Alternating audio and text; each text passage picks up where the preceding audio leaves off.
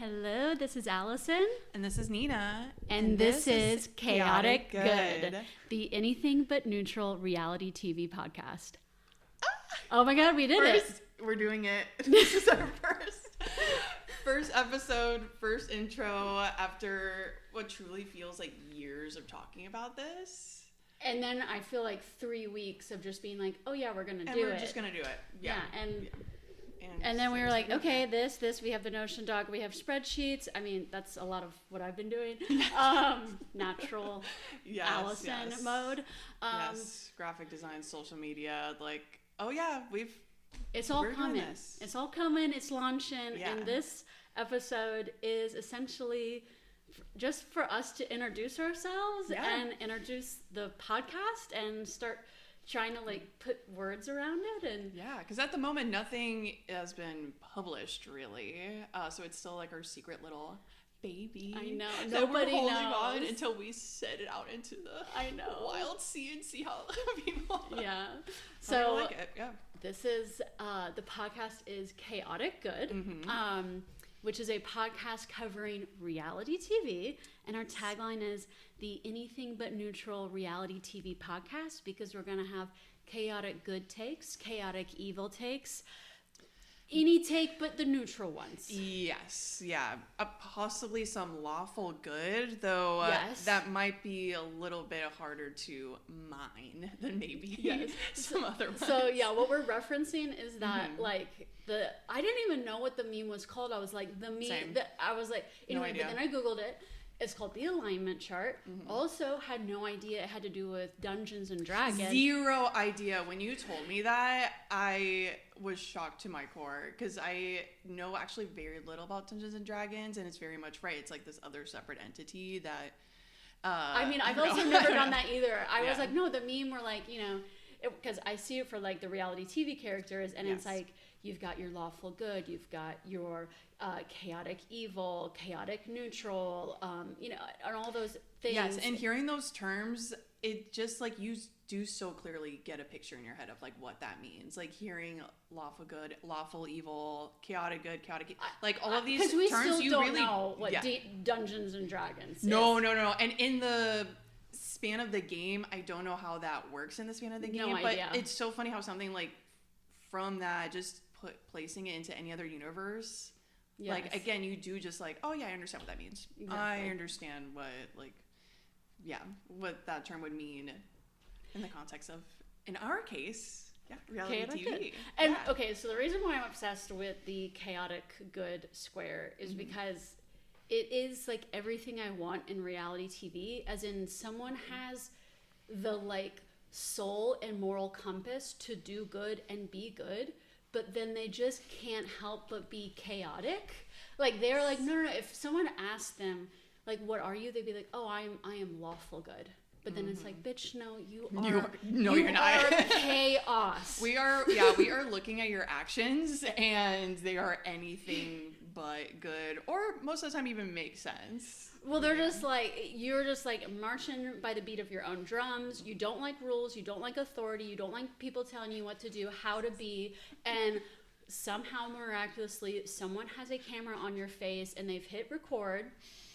And and you can't help but be like your sparkly, shiny, chaotic good self. Yes. And then number 2 for me is chaotic evil. Immediately after. If we're ranking them, chaotic evil is the next. Because someone who's like out to do evil in the world, but it's still like quirky and chaotic and kind of silly, but they are actually trying to like do destruction. I'm thinking of some of my Real Housewives characters. But you can't help but like giggle along the way. So that's where like the chaotic good world comes about. Yeah, and why I think it also works so well with reality TV is because chaotic good captures why I love reality TV so much, which is exactly that. Like, you're watching so much chaos unravel before you, and I don't know why, but it does feel so good to watch. Like, there is nothing like sitting down, cracking open a new episode of Real Housewives and just like leaning into the craziness of it all. I mean, you and I have both experienced like how our comfort watches is literally like middle-aged women screaming at each other. Yes. And I do feel comfort. I feel like so in my zone. Yes. I feel safe. I feel secure. Yes. I feel loved in a sense. And so I feel like that square so perfectly captures like reality, almost like reality TV, and how I feel about it as a whole. So I guess maybe we should share what we'll be covering. Oh my gosh, I think so. Okay, so we're gonna be covering Real Housewives of Salt Lake City season 6, premiering 6, baby. next week from the time of this recording, and then also in tandem at the same time, because we can't help ourselves. We cannot help ourselves. This is how serious we want y'all to know that we are. We are doing 2 shows at once. And the other show is Survivor season 49. So here we go. It feels like 2 different universes, like Bravo, Real Housewives, like, you know, people think like, is there strategy? Yes, there's strategy. And then on the other end, it's Survivor, intense strategy, gameplay, you know, living in the woods, like hardly have any clothes. You know, it feels like it's on like 2 different ends of the world, but in a way it is. But we're both freaking obsessed with these shows. And when I asked Nina, please, will you do this podcast with me? Because she has been talking about doing a podcast for so long. And finally I'm like, okay, girl, let's do it. I was like, okay, let's choose between Real Housewives of Salt Lake City. Love that show. Survivor, the show of my lifetime. Of your dreams. Of my dreams. So Nina, pick. And she was like, girl, no. I can't pick. It's truly like choosing your favorite child. That is what you were asking me. It was a Sophie's choice, if you will. Like, which one of these Yes. do we start off with? And it only made sense for us to do both. It really, really did. Especially because how important these 2 shows are. Yes. To us. I know. To us and our friends. So how the schedule is going to be is that we are going to record 2 separate episodes each week, one covering whatever the latest episode of Salt Lake City is, and then another latest episode of whatever Survivor is. If you happen to watch these shows and are diehard fans, you're going to freaking love this podcast. Yes. But if also you're like, I don't even watch these shows, but these girls seem like a good time, I mean, just come listen. Come on over. Because there are some podcasts that I listen to, and they are like my comfort like listens, and I love them so much. And sometimes they like don't have another episode for me, and I have literally listened to, oh God, what was it? It was Married at First Sight. I have listened to like possibly over 40 hours of podcasts on Married at First Sight without ever watching an episode. Wow. Because I just love these people. Yes. And I just love their takes. And so anyway, all are welcome to this. Yeah, so. this should just come over to our hang. We're just going to be, that's going to also the idea for our show. It's just us. We have already spent years like chit-chatting and talking about and being so serious about these shows. The only difference is now that we're recording it. Yeah, we press record. We just I'm going to be taking a lot of notes. Yes. But I love that. It's like, and I'm going to be going by vibes.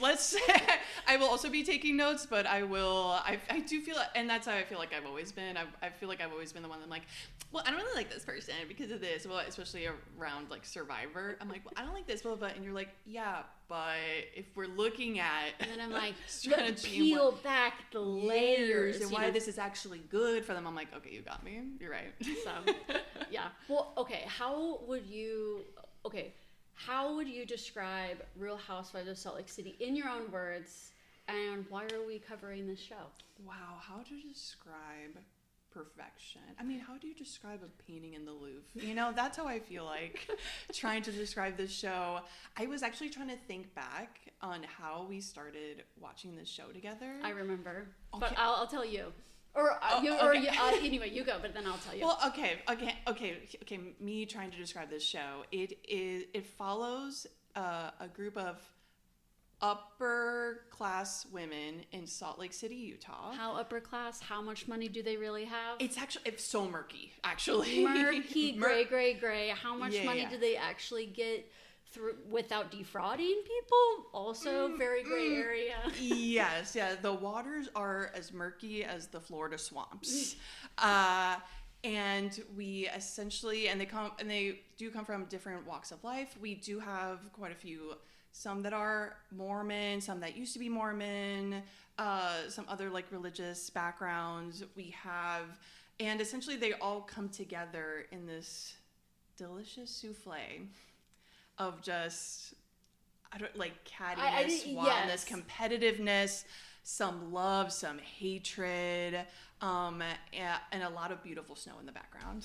Yeah, I feel like it's almost like they're like this like snow globe, and they like are living in their own bubble, and it's like, if you watch reality shows that take place in LA, I just feel like they are very media trained, and then reality TV shows that take place in New York City, they almost just like know how to be like so posh and classy, and they just like rise above it. Whereas like, oh no. Take a stop off at Utah and Salt Lake City, and it's like those like ideas of like being classy and composed out the window, holding stuff back. It's very much like these women and their lives are so, and all the religious trauma they've all been through. The religious trauma is like just below the surface. It is how how New York City is another character in Sex and the City in New York City. The religious trauma is another character in Real Housewives of Salt Lake City for sure. And I'll remind you how we got into it. Please remind me. Okay, if we're gonna go all the way back to the beginning of Nina's beginning with Real Housewives, is she learned that her parasocial love, Jenna Lyons, was going to be on the reboot of Real Housewives of New York. And for the first time ever, I was like, oh, I'm going to check out this franchise. Because before, I think it was always, I was unfortunately one of these people, and we all know these people that look down. Too good for it. That were too good for specifically Real Housewives. Because I don't know, it is one of those things where in my head I'm like, oh yeah, I've watched America's Next Top Model. I've watched these other game shows, like so much other stuff on Bravo. But something about the Real Housewives, was it internalized misogyny? 100%. Oh yeah. Looking down on the Real Housewives franchise, and I think I saw truly a couple of episodes of Real Housewives of New Jersey when it first came out, because that was so explosive. Some would say, I think that was like the original Salt Lake City. No, I like the flipping of the table. Like I haven't seen. Oh, you had of to. Real Housewives that was like must see. Like that truly was like, wow, these shows are crazy. You have to see it, and I did see that. But then I think probably also because of that table flipping scene, I think I was just like, oh, so this is all trash. Got it. I know we've had to deprogram ourselves. We because really turns did. out We really I did. love reality TV. Yeah. I love pop music. I love all these silly things, but I was trying to be like so indie cool. Yes. All of my teenage years, and I've had to just be like, as a grown up, I like what I like. So anyway, Nina starts watching Real Housewives of New York, and the reboot version. The reboot, yes. I know. I need to come clean. We need to come clean. And this is, I know. This is, but sometimes you get there how you get there. Exactly. So Nina starts watching, and then she is like, Allison, you got to start watching. I'm like, okay. So boom, I start watching. And then I start listening to, of course, a reality TV podcast recap of the show, because I am obsessed with these kinds of podcasts. So surprised that we're doing it. And I start listening to it, and they keep talking about Real Housewives of Salt Lake City while they're recapping Roni. And they're like, oh, if you want to see real drama, if you want to see real crazy women, go to the Salt Lake City. And I'm like, okay, well, I'll try that. So I went, and that was like right after the season premiere of season 4 came out. So that's where I started season 4 episode premiere, and I start watching it. They keep talking about Jen Shah. And I'm like, who's Jen Shah? And the fact that Jen Shah is in federal prison, and that's why she's not like looming over the show as the bully grim reaper. Like they can finally take a breath, they can finally move on. Who are they without Jen Shah? And I was like, wait, what the fuck are they talking about? Like what just happened? Google who is Jen Shah. Jen Shah is currently serving her federal prison sentence for defrauding elderly people. She's at the same prison with Ghislaine Maxwell and also Elizabeth Holmes, yes. my blood girly. And then I'm like, wait. Salt Lake City has like someone who, and she got like arrested while they were filming.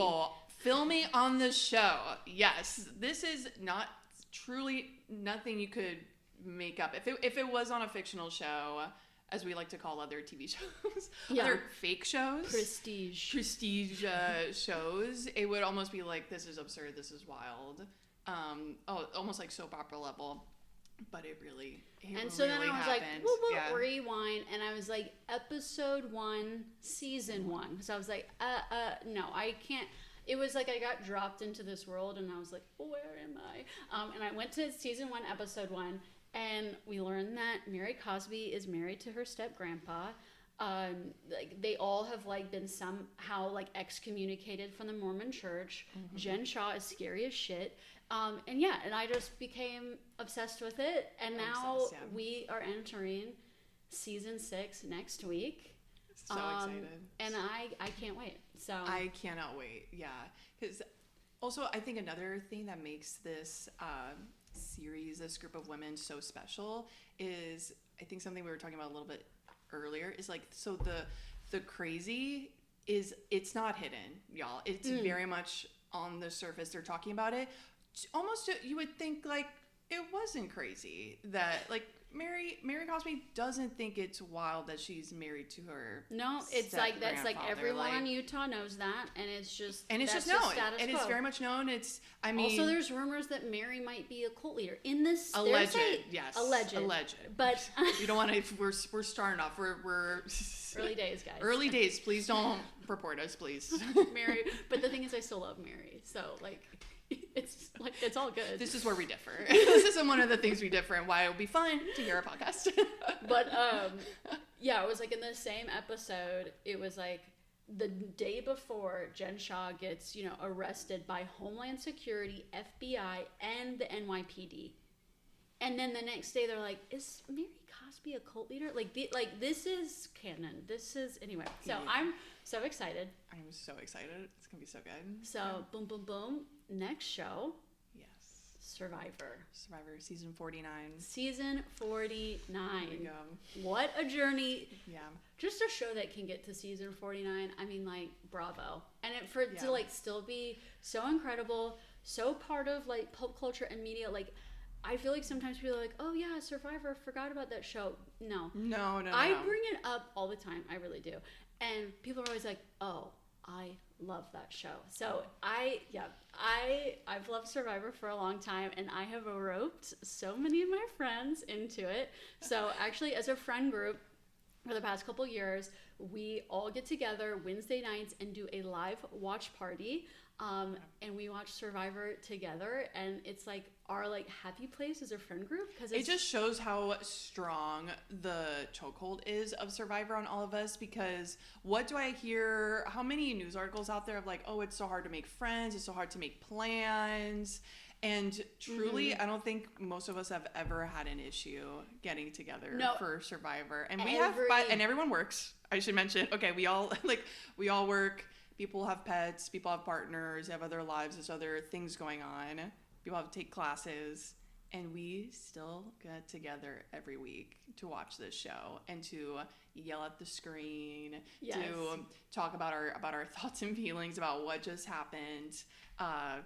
And there's never even a thought of like, oh, are we meeting up this week? Oh, are we still? It's very much a given that like we are. The only question is, okay, so whose house are we going to? That's been the only question in the text thread. I know. So so it's just like a special spot in my heart. So my history with Survivor is I actually watched the first couple seasons live with my family, like way back in 2001, 2000. So that's when it started. And did you watch it all the way back then? No, I didn't. I do remember like sneaking peeks of it when my parents were watching it, so they definitely watched like the first couple of seasons together and were diehard about it. And I would hear little things about it like here and there, but no, I think at that time I was only allowed to watch one show during a weeknight, and I chose Gilmore Girls. Because Sunday is considered a weeknight in the Guzman family household. Wait, so you only got to watch one episode of TV a week? Mm-hmm. Oh, like during a weeknight. So so like Friday night, Saturday night. You would like record the Sunday episode to be able to watch it on another day? Oh no, it's Sunday night. So I would watch Gilmore Girls on Sunday night, and it's like, okay, that's your one show this week. Because it was considered a weeknight. So anything else, because Survivor, yeah, any other thing, I would just like, I would say I was reading, right? Going back to that indie girl, alternative girl. I'm like, I'm staying up late, but I'm reading.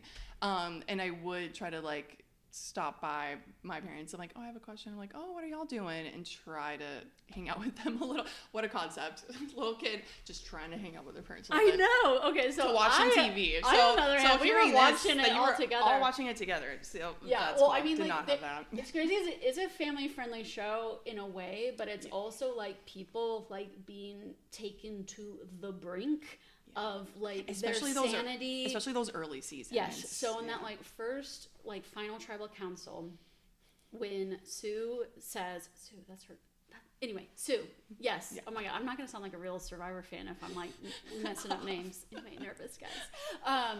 When she says, "I would not give you a drink of water if you were like dying of thirst on the side of the road. Like that's how much I hate you, and I'm not giving your vote tonight." I listened to that as like a 7-year-old, and I was like, "Oh my God." Because, you know, at that point, I was just calling people, like, butthead, zithead, you know, that was like, oh, insult, I got one for you.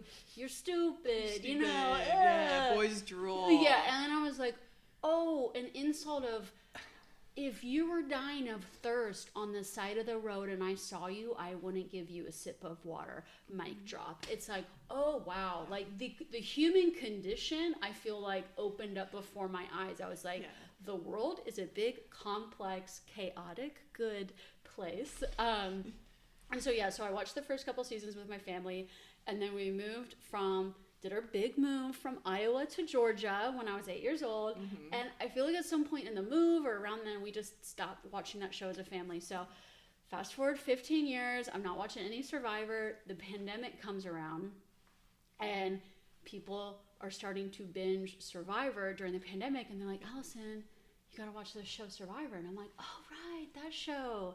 Anyway, I'll try it out. And I was like, it's funny, people who don't watch Survivor, they think it's like a show about just survival in the wilderness. Mm-hmm. About just like being at the beach, being around a bonfire. And it's kind of like whoever wins like did the best at like surviving. At the best, at staying out there. And so I asked my friend, I was like, okay, give me like the season where people are like suffering the most, like out in the elements, like it's the most extreme, like I want to see people like really like falling apart, you know. That I was like, in my head I wasn't even considering the strategy. So my first season when I started binging again was season 14, Fiji, Earlman, Yowman. They literally couldn't. So at that point now you get like fresh water by default if you play, because I think it was the season like Quran or something where all these people like collapsed of heat stroke like in the same hour, and like the entire crew was like trying to like save everyone at the same moment. And then at that point they were like, okay, maybe we just give people fresh water.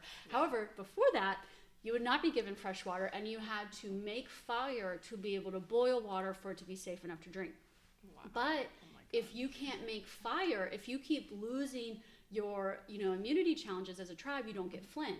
So, or like if you can't figure out how to make fire, you're fucked. Yeah. And so these people went several days without making fire, not drinking any water, not eating anything. I just remember at one point, like pretty much all of them were just like laying on the beach, just like laying, because they can't like they have zero energy. They have zero energy to do anything but who on that like tribe of like pretty much little husks of people, those were the biggest players of the season. The winner is on that tribe. And to see them... that is not where I thought that was going to go. To see them go from, like, overturned cockroaches, just, like, it ended for me now, and then to, like, see them at the end of the game, like, being the dominating alliance, being the dominating winner.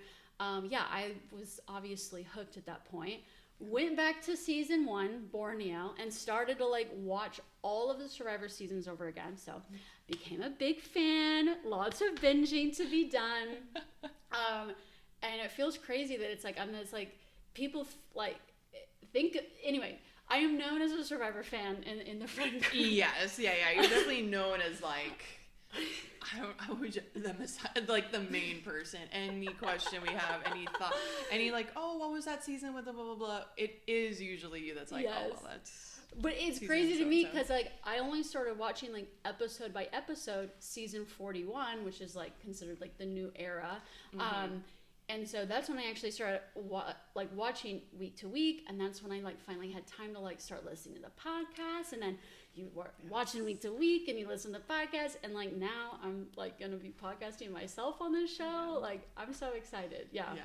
I mean, like a full circle moment. Yes. In a lot of I mean, ways. to put it into perspective, I got married 2 years ago, and I had a bachelorette party in Miami, and this girl was with me. I was. And one night we had a Survivor-themed bachelorette. Yeah. I have buffs that say Allison's Batch Miami 2023. Yes. Parvati Shallow did a cameo to start our night off saying, girl, flirt, you're not married yet. Like, I need to like do the girl, flirt. Anyway, it was like so Parvati, she was wearing little cat ears in the video. So cute, It was so great. We had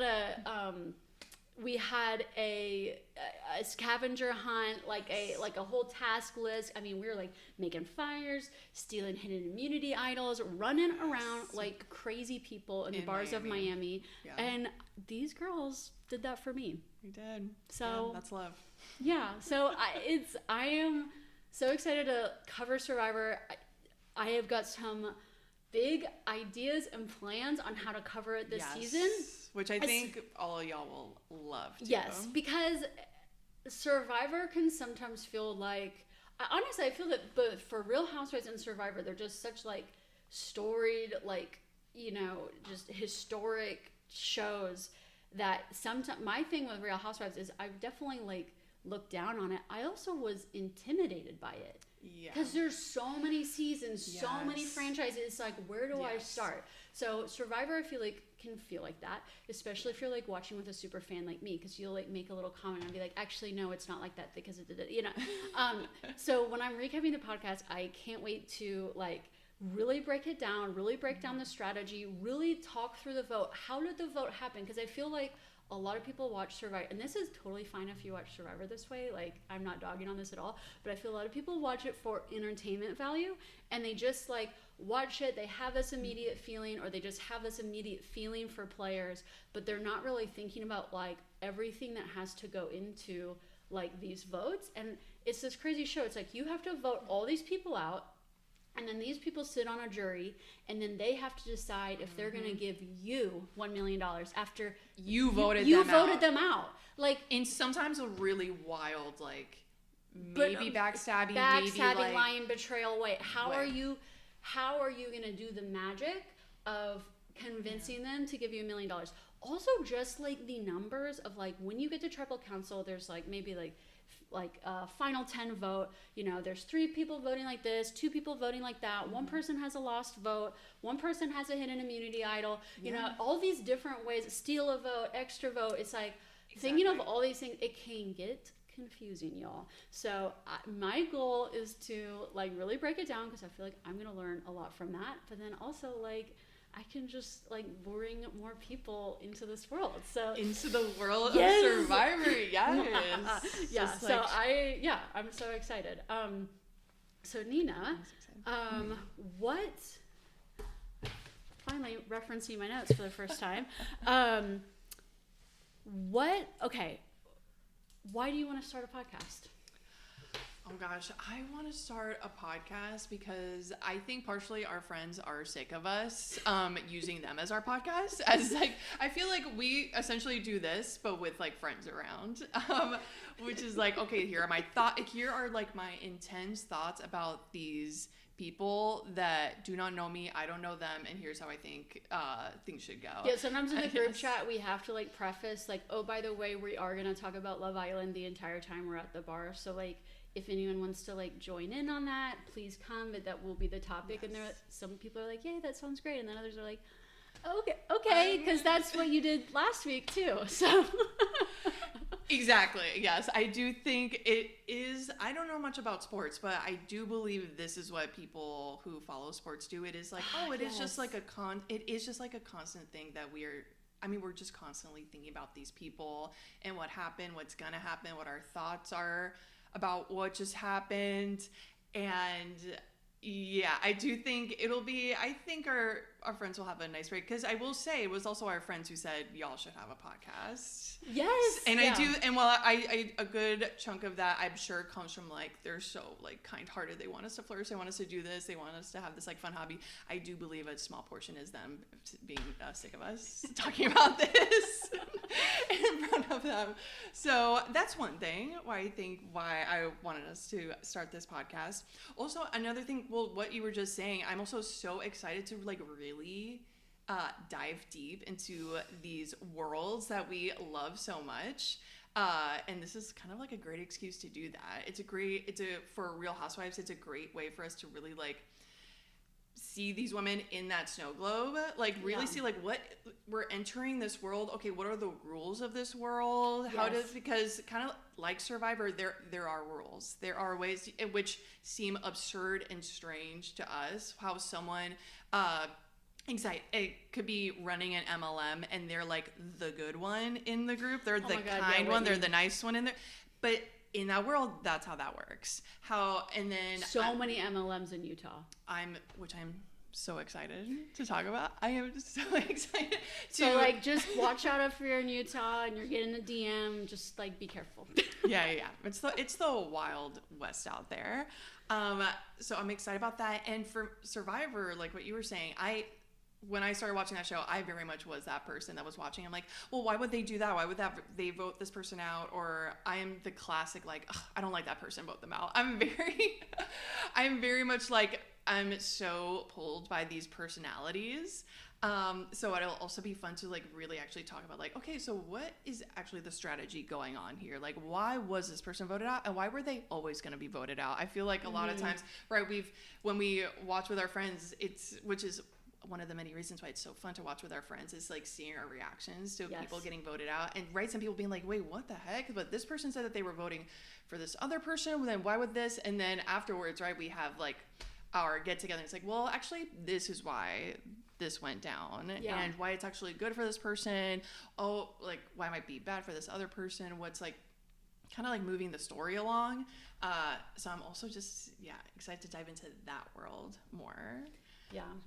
But how about you? Why a podcast, Allison? Oh my God. We're already so busy. We're such busy gals. Why are we putting this on our docket? Okay, I am busy. I do feel like Nina's more busy than me right now. I mean, okay, so like just for a little bit. she's got a lot of things cooking. Some would say all the burners are on. Yeah, some would say being a girl about town is a busy job in a town such as this. But yes. So the other thing that takes up most of my time is running my business, which is a web development business, and I've been running it for about 10 years now. And if there's anything that is not silly, it's that business. Anything that there's no giggles, there's no silliness, there's I mean, I don't like banter with my clients about like analytics or like HTML, SEC, importing, bulk importing. It's like I'm just like a workhorse for these clients, and I get the job done. It's highly, highly technical. Nina actually helps me a lot with work, and also does work with me too. One of the many hats that she wears. Yes. So, but she'll know, like, I mean, she's been like doing work with me since the pandemic for years. But have we ever sat down and even talked this long about work? No, never, not once. Okay. I love what I do, but it is a very solitary, focused, just like mind crunching type work. Yeah, you become like a human computer. Yes, I'm a robot. Yeah, and you'll see me drop into that mode sometimes on this podcast when I'm really going into a deep dive. But it's like, like you're in this like work mode for so long, and you're like, I know I'm like, I've got a point of view. I have a perspective on life. I think I'm funny. People say I'm funny. Why can't I be funny? Why can't I be silly? Why? So this podcast is like, it's literally like just giving me a platform to be like, actually, you don't have to like talk about work at all. this has nothing to do with work, because I feel like whenever you like run a business, it's like, oh, I could start a newsletter about my business. I could start a podcast about how to run businesses. It's like almost like every like creative or content related thing has to be around like doing more work and better work. And it's like, wow, I don't want to talk about that shit at all. I would much rather talk about Survivor, Real Housewives, Traders, Summer House, Love Island. Oh my God, so many things. I mean, to the talk list about. goes on. Yes. And then the second reason why I'm applying is, okay, so one of the things I love about our friend group is that we do vision boards. Yes. We do vision boards. We're those we people. We do deep manifesting. We write resolutions. We share all our resolutions together, and we also support each other having the Delulu goal. So the Delulu goal is the delusional goal that is like, you tell people this goal, and people who like aren't your cheerleaders are like, huh, okay, good luck. I mean, anyway, so I have a Delulu goal. I might share it at some point later. But anyway, this Delulu goal of mine, I am trying very hard at it, and I am putting everything into it. However, and we are all putting into it. She has shared this goal, with the friend we're group. all And it truly collectively is manifesting this goal. However, the problem with the goal, big problem, not in my control. It's not in my control. All I can do is just say, hey, world, I want this. And then someone else with the power has to be like, Allison, you got it. So that has been hard. Because I like things that are in my control. I like to set a goal and achieve it. And I like to achieve things without waiting around on someone else's timeline. So, the podcast. And speaking of vision boards, podcasting was on my Nina's vision board, board this year. Yes, and in January, I made a vision board, and same thing. Like, it was very intentional with it. I really thought about it, made it look pretty. I have it as we might have to pull it out on a podcast. We might, yeah. Which I'm fine. I'm happy to share it, because that's how you manifest. You got to share with as many people as possible. I have it as my laptop, like desktop. What is it, like wallpaper? So I see it every single day. And what would you know? There is like a small photo in there of these two girls podcasting, and I remember it was Allison who spotted it first and there were lots of things on the vision board. It's like, really cute. It's really cute, but lots. But I thought it was funny. That's the first thing that you noticed when you saw my vision board, and you like made it. I was like, what's that? Oh, what's this over here? Like, I'm like, oh yeah, I don't know. I just think like I would doing something creative and fun, and just I love podcasts. I love listening to podcasts. I just think that would be like a really fun thing to do this year. And then that was it. And then that was the end of that conversation. It wasn't like, oh, let's talk about it. Because this was back in January. Like, so back in January. It was just like oh yeah, I just think that would be fine. And then that was it. We went on with our lives. And then but it planted the seed. It did. It did. And you were like, and I do a podcast with you if you want to. And I was like, oh my God, that sounds great. And I was like, but it just wasn't the right time. And then I rose from my slumber. Yes. From my, anyway, and I was like, let's do this. So, anyway, do you want to talk about anything else? I feel like we covered so much. Yeah, we've covered a lot. I feel like we've talked for 2 hours. I don't even know. Well, once we stop recording, we'll actually see how long we talked. But anyway, we will be hitting your Spotify's, your YouTube's, all the platforms. We'll be on social media. We'll be launching all of that. Follow us on everything. You're gonna want to follow us on all our social media. Because the alignment charts that we were talking about earlier, we will be posting alignment charts throughout the seasons. It's gonna be a lot of fun.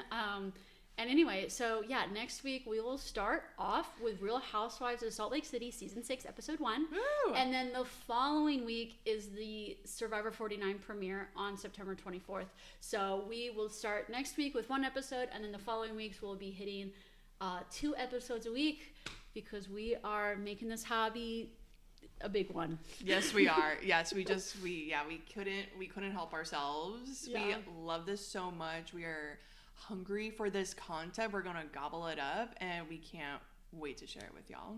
Okay, well, I guess this is us signing off, and until next time. See ya.